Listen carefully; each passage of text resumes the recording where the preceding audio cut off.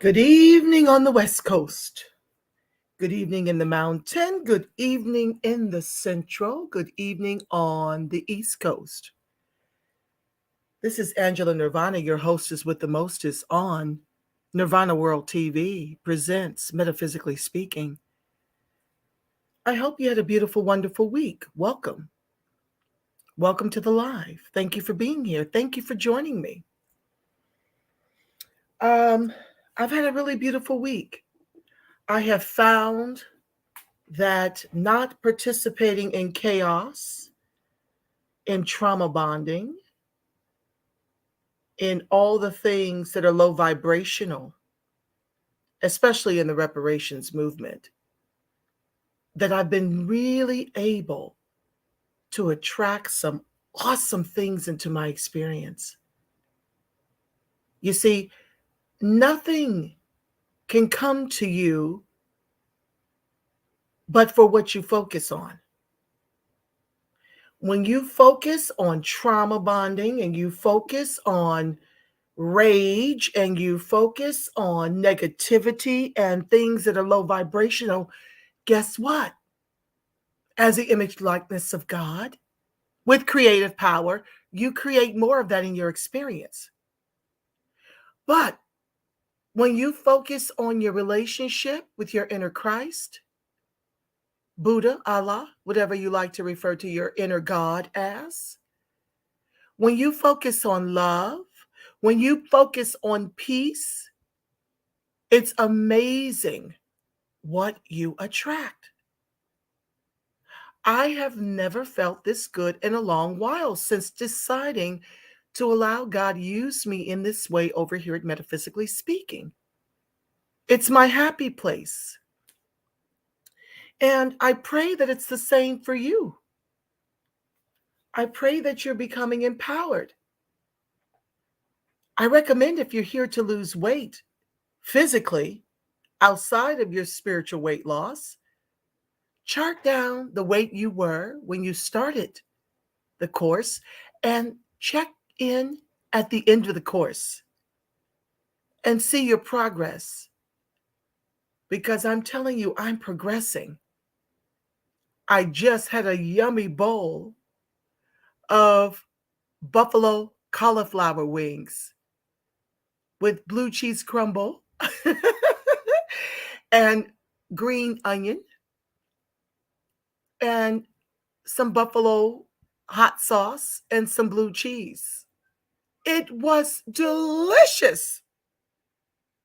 And my only meal for the day. Now, I do believe I'm going to have a green smoothie later, possibly my detox drink too, or some tea. Not sure. But I'm gradually finding other ways to eat to live, if you will, right? To eat to live. Because prior to having this course with you guys and going through this 21-day journey with you guys, I, like many other people, live to eat. I'm a foodie. I love food. But there's a way to enjoy your food that's also loving you back. And that's with anything that you're addicted to. You have to fall in love with yourself first if that's what you want to attract more of. And I absolutely want to attract more love in my experience. How about you? Well, without further ado, we're at 7:05. I'm not going to detain you. I want to get my candles going and I want to get my non-copyrighted smooth jazz going in the background to add to the piece. Hold on one second, family. Let me turn that off and get back to what I love to. I love having this music play. It undergirds my content and it smooths me out. You know what I mean? Like, I just love, love, love this music. So let me get it going. Be sure to like, share, subscribe Turn on your notifications. Welcome to the live. This is a new experience, but it's one that I'm going to be here at least 6 days a week. Now, that might change, as my life gets a little busier, but this will be my main focus because I'm loving so much of what it's doing for me over the chaos. It just thrills me to be more in sync with this reality than one full of turmoil, angst, depression, all those things that come with fighting. It's low vibrational. And I'm opting to go in a different direction this time around. So, try to find my glasses. I normally put them on top of my head. Let me get my candles going.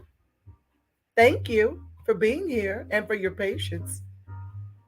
Let me share my screen with my favorite candles and find my glasses so that I can see what I'm reading to you today.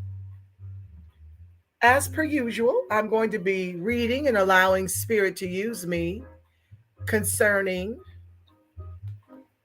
what Spirit wants to tell you, what Spirit wants to impart, in addition to the text. Stand by, family. Just give me a second, okay? Let me find my glasses.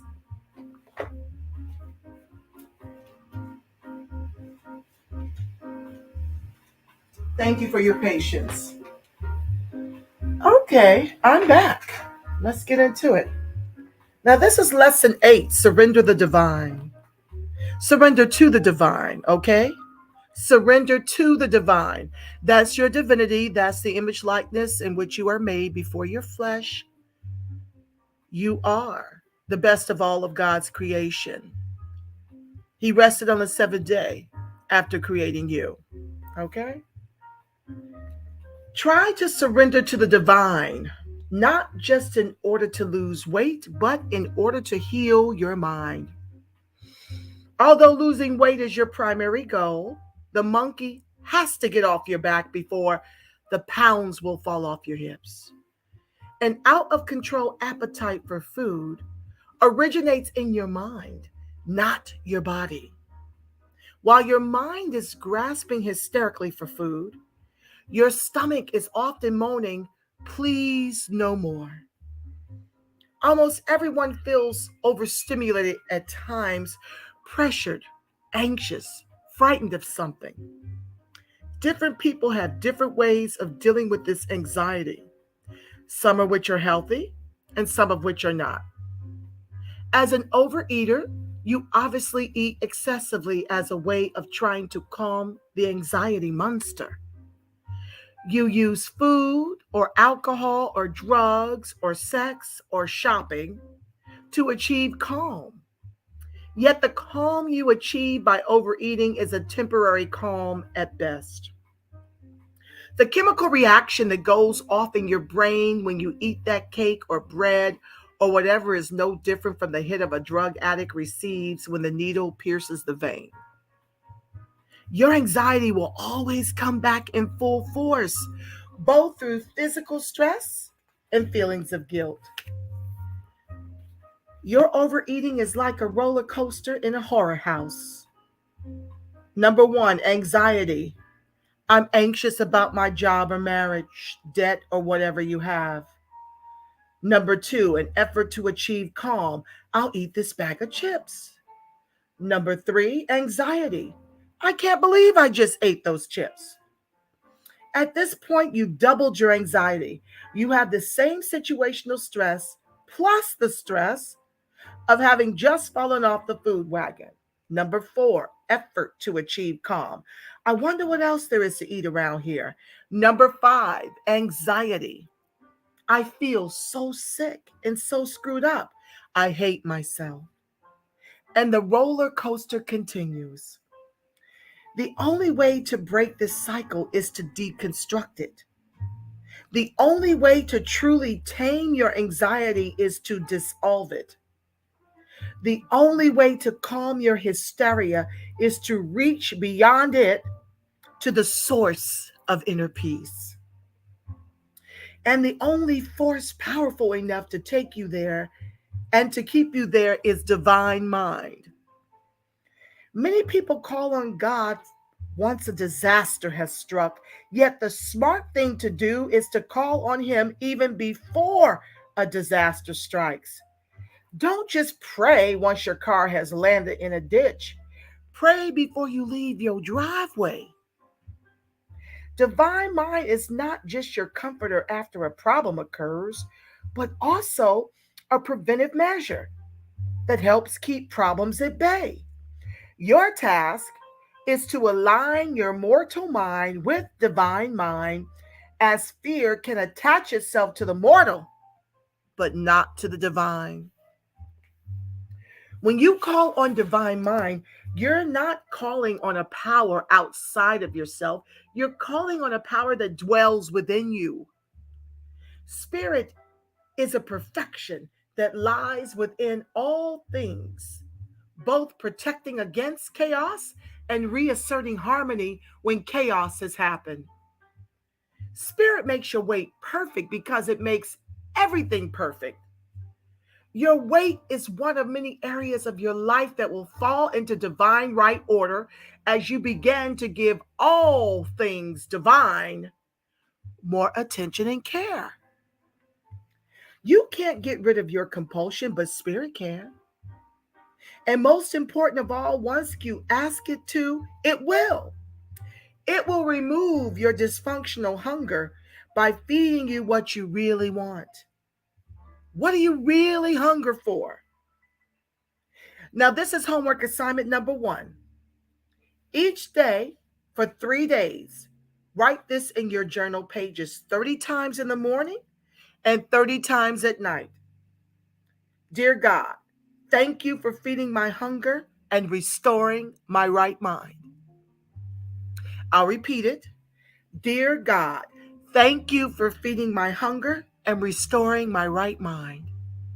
30 times morning and night for 3 days. That's the assignment. Write this in your own handwriting rather than electronically.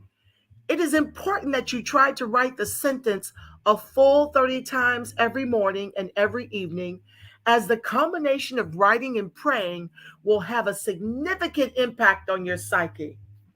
That actually feeds into the wonderful saying, pray and move your feet, family, right? Absolutely.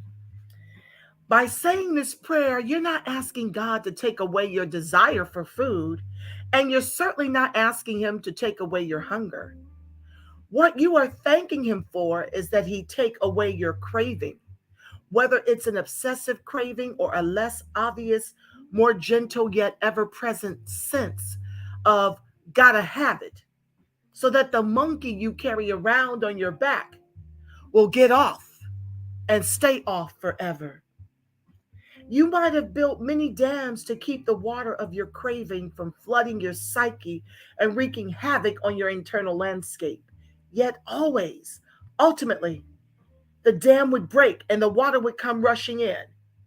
Now we are asking inner Christ to reroute the water, to send it away, and to send it away forever.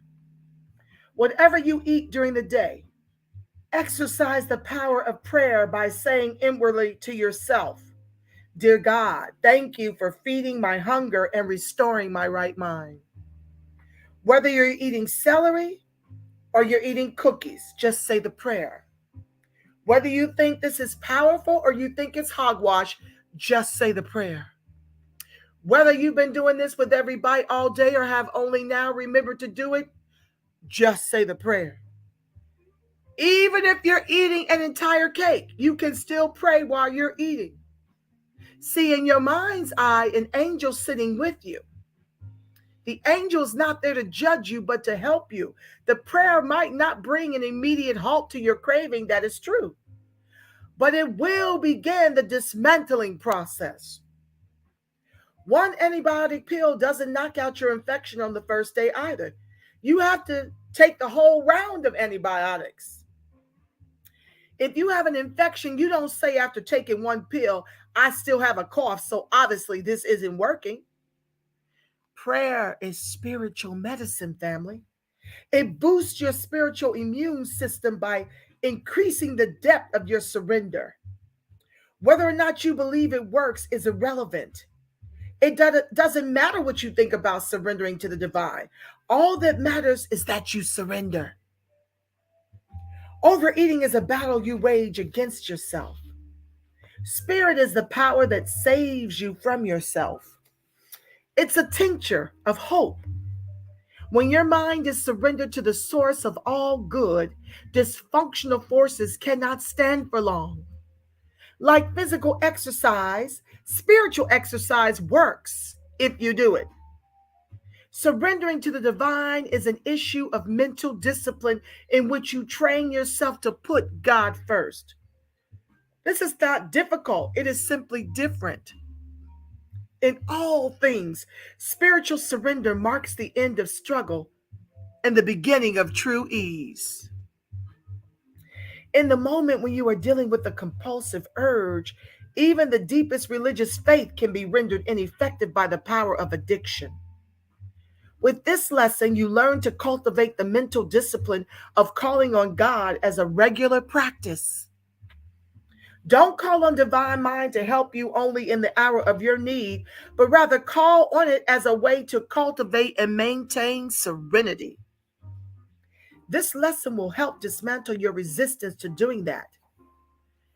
It empowers you to reach beyond your hysteria and ultimately dissolve it by reestablishing your connection to the source of inner peace.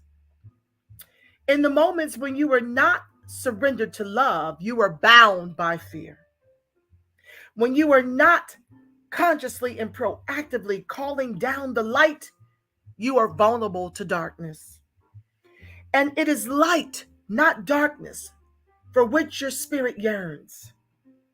Spiritually, you want to lose weight, not just to become less flesh, but to become more spirit. Every moment when you eat inappropriately is simply a moment when you are starving for spirit's love. Can't find it where it actually exists, and therefore struggle to find it elsewhere. You are learning to look into the eyes of fear and stare it down, to reach for spirit and feel it reach back, to pray for a healing of your mind and to experience your deliverance. You are waking up to your spiritual power. One day you will walk up to the refrigerator, open the door, and find yourself only looking for what's good for you. It will dawn on you that you are behaving without even thinking about it along a new line. You were searching for healthy and appropriate food and nothing else. There has been a pattern interruption, something you didn't consciously make happen through an act of will. It represents a new synapse, a new pattern emerging, and thus new hope. You did your part, and your inner Christ, inner Buddha, inner Allah did his. But you cannot ask for divine help in one area of your life without being willing to surrender every area of your life. You can't just surrender food. You must try to surrender every thought and feeling. For every thought and feeling contributes either to your dis-ease or to its healing. Spiritual surrender is a full throttle willingness to let go of everything, every thought, every pattern, and every desire that blocks love from entering into you and extending through you. If you're unkind, that blocks your healing. If you withhold forgiveness, that blocks your healing. If you're dishonest, that blocks your healing. Every issue in your life is related somehow to your struggle with food, alcohol, sex, shopping, drugs. Nothing is separate from who you are and what you're manifesting. And that's what makes this issue in your life an invitation to become your most beautiful self, not only on the outside, but on the inside too. And your last piece of homework before reflection and prayer, remember to place your journal back on your altar when you are done. This will uplift the energy of your prayers. Close your eyes and see your body infused with light. Once again, every cell is filled with an elixir poured forth from divine mind. Spirit surrounds you as you release yourself fully into the arms of love. Hold this image for at least 5 minutes. Breathe out your burdens and breathe in the light. See it pour into your body and extend outward from your flesh until you are bathed all around in a golden glow. Continue this visualization for as long as it feels comfortable to do so. Continue with whatever food plan Divine Mind has ordered you to eat. But whatever and whenever you eat, surrender the experience to Spirit. There is no way to fail here. Whatever you eat, see it as a divine experience. And in time, the experience will be transmuted. The point now is not what you eat or don't eat, or whether you exercise or don't exercise. The point is to turn your relationship with your body, with food, with exercise, with everything into a spiritual experience. Dear God, I know you know that I need repair. I am so removed from the wisdom of my body and the love in my heart when it comes to food. I am overwhelmed by the thought of healing myself. And so I pray, dear God, that you will do this for me. And I'm thanking you in advance for answered prayer. Change my thoughts, heal my cells, repair my appetites, restore my body, such praise I give and thanks, dear God. And so it is, and amen. That was a short one. We're at 7:23, and we're done with lesson number 8. I hope you do decide to join me tomorrow for lesson number 9, Inhabit Your Body. I'm not certain what time I'll be going live with it. I may try to stick to 7 o'clock, but I do have a birthday party to go to, and it's a little lengthier chapter, but I may just try to go through and condense it so I can keep the 7 o'clock time frame. But don't be surprised if I go at 6 so I can be done by 7. I thank you so very, very much for joining.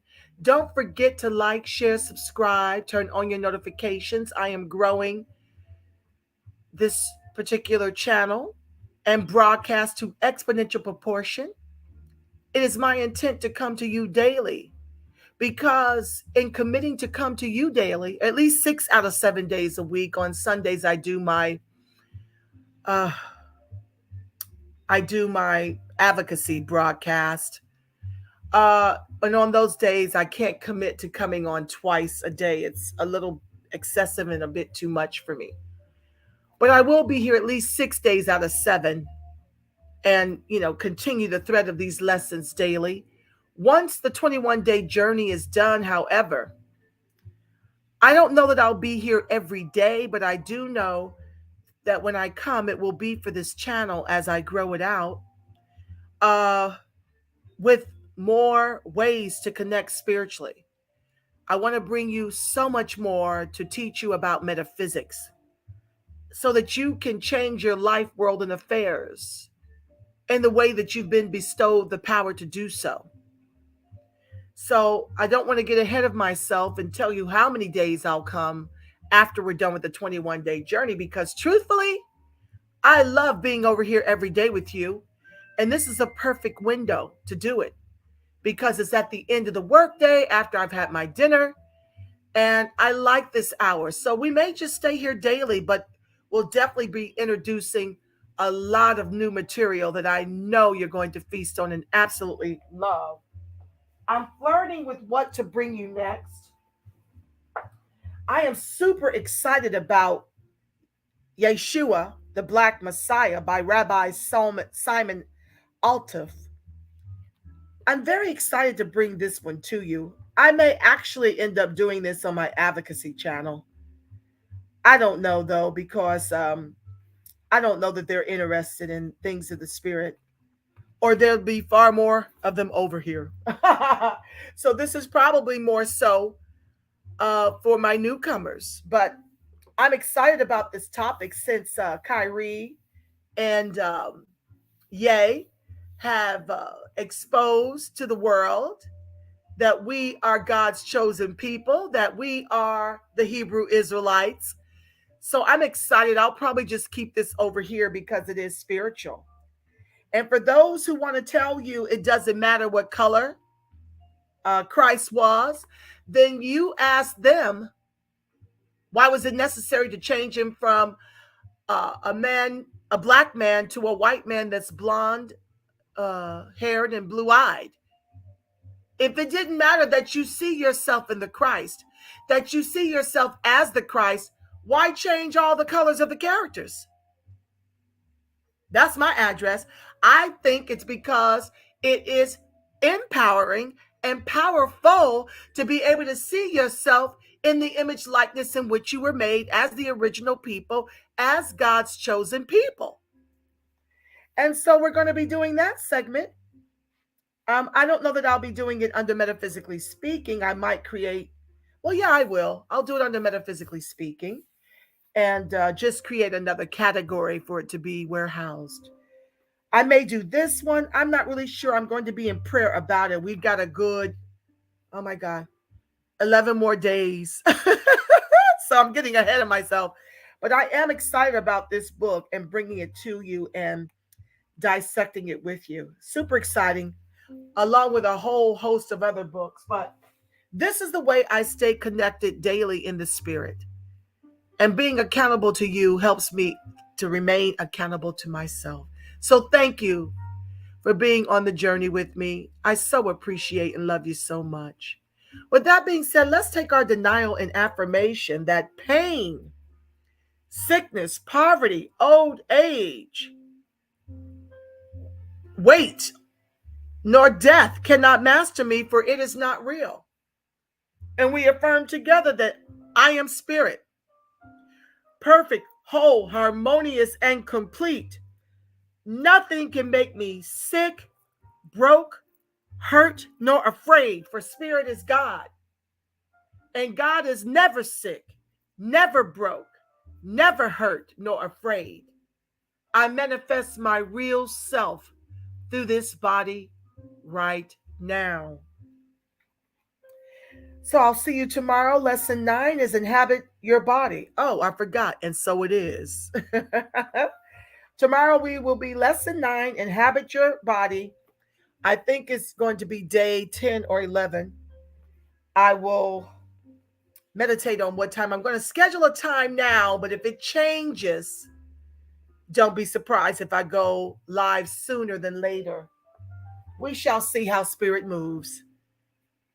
With that being said, family, the light of God surrounds us. The love of God enfolds us. The power of God protects us, and the presence of God watches over us. Wherever we are, God truly is, because, family, you are the face of God. Yes, you are. The voice of God, the body temple of the Spirit of the living God. With that being said, family, and so it is, and amen. I'm going to bid you a beautiful God-inspired rest of your Friday night. Enjoy it immensely until we meet again tomorrow. Peace, love, light, and an abundance of blessings. Good night.